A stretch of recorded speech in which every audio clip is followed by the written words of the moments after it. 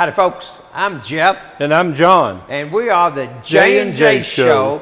And Adam Art brought us over here to Weber State University. And we're actually in the EV building. This is like so cool because over here they actually have running vehicles. And then in between they have all the parts taken apart, taken off, so that they can actually, they don't have to take those apart, and they already have the batteries and everything already out here, the cooling systems, so that they can work on them, they can see them, they can teach on them. And one of the things that we've never seen is the battery housings off of them. And so right here we've got the John Kelly that's going to tell us a little bit about it. And back here, who do you have with you, John? We have Cabe. He's one of the instructors right here at the school. He's been in our industry for years, and he's teaching these kids this EV stuff. That's cool. And one of the deals that that Kate showed us was that these boards are actually, all of the vehicles have how many components that are the same? So you have your 10 common components. Your first 5 are there in hybrid vehicles, and then your additional 5 after that are available in the plug-in hybrid and the battery electric vehicles. But it's like when you understand the basic system. Yes. Much like your internal combustion engine, you know, they have pistons, they have a camshaft, they have all that. Well, your battery electric vehicles have a DC to DC converter, they have an electric air compressor or a AC compressor on it, etc. So.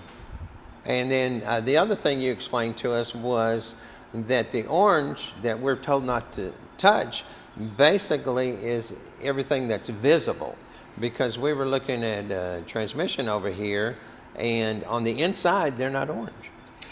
Yes, that is correct. So these connectors can be different colors, but your cabling that's running your high voltage needs to be orange. And that's meaning don't touch. That means be certified and trained to touch that. And then we get into, until you know that that battery is disconnected, then basically you should have the yes, gloves you should on. be wearing PPE the entire time that you are de-energizing your vehicle when it comes to the hybrid system. So when you go to lift off a manual service disconnect, when you go to disconnect anything that's high voltage, you need to have your certified PPE, which is your rubber gloves and your leather protectors over it. And the rubber gloves are all rated at least 1,000 volts. Yes, that is correct. And now they've changed the certification. They have to be recertified. So if they're unopened, still in the box, you have a year before you have to send them off to recertified, whether they're open or not. But as soon as you open it up, from the date you open it, you have 6 months to use that pair of gloves, and then you have to resend it back off for recertification. And explain the difference of why they put the leather gloves over those. So the reason why you have the leather gloves is because you don't want to, vehicles have sharp points everywhere on them. What you don't want to do is you don't want to cut that rubber glove, you don't want to pinch it, you don't want to get a pinhole in it or anything like that, because that increases your chances of getting shocked. You put the leather gloves on there so when you do come in contact with those sharp surfaces, it will not cut the rubber glove underneath. And then each time that they actually put the rubber gloves on, they have to go through a test. That is correct as well. You have a device that's with you that's will pump up the gloves.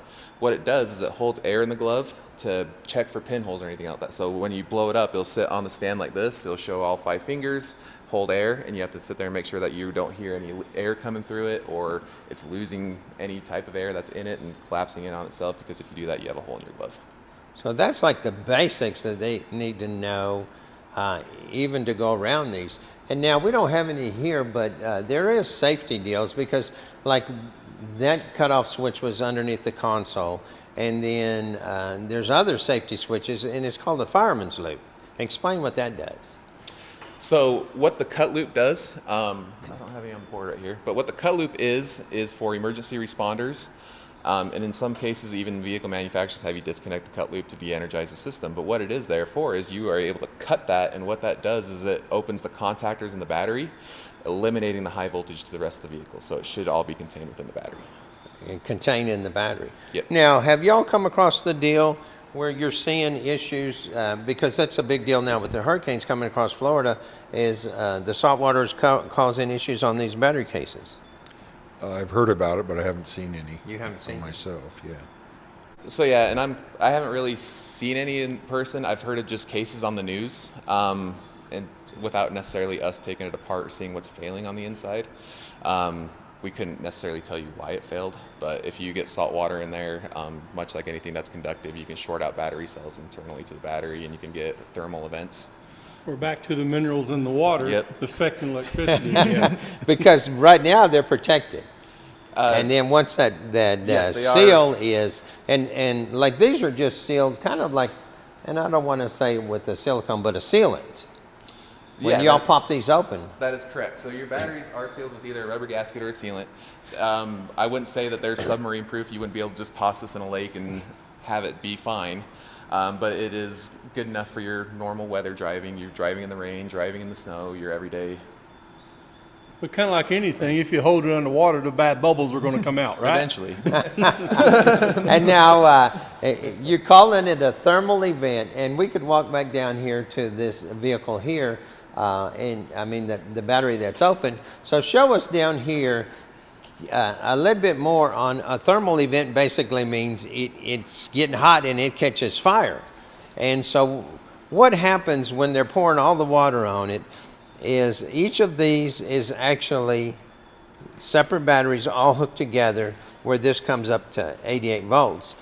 And one of these gets hot. So explain what happens when one of those little kind of like AA batteries gets hot. They will catch on fire, and they will potentially explode. So we put this one out. Why does it continue days later? Because there's still energy in the cells. So when a thermal event like that happens, you still have one of these 24 cells that are still powered. So as it goes on, you still have water still sitting in there. Hopefully it all just dries out and it all goes away. But at the same time, though, you still have all these battery cells that could potentially short out. Usually in the event of a thermal event, it's a battery short between positive and negative within the cell. When I say thermal event, I mean fire, right? Yeah. So it's just constantly going down. This cell catches on fire, explodes, whatever. It shorts it out. Hopefully it's just contained to that cell, and usually that's the only cell that happens. A case in point, that Tesla battery right there has a bad cell in it that if you look at the corner of it, it's singed out and burnt out. I mean, that didn't happen through the rest of them, right? So in the event of a thermal event, though, one of these is on fire, but then you have plastics, you have rubbers, you have everything else that's on fire. So it's not necessarily the individual battery cell that's the next cell down the road is not necessarily what's shorting out. It's burning because of the rest of it, and then you could actually short that out due to the fire. So Well, that is so interesting. And like I said, we could spend hours walking and going through these different deals. I just so much appreciate that you guys let us come in here, let us look around. You don't have any classes going on right now. And one of the deals was a lot of folks need to know is, like I went to the iCar training, the hands-on up in Chicago, and you've explained that those guys actually came down here to get up to date and to see some of this, because they don't go that far. Y'all actually showing the repairs and how to work on them and everything down here. We do, and we've been doing it since 2019, offering these workshops, and we have people coming from all over the country, all over the world to come to these 5-day boot camps. So it is a 5-day? Yeah. Okay. So explain a little bit about how the folks, if they're interested, they can do that.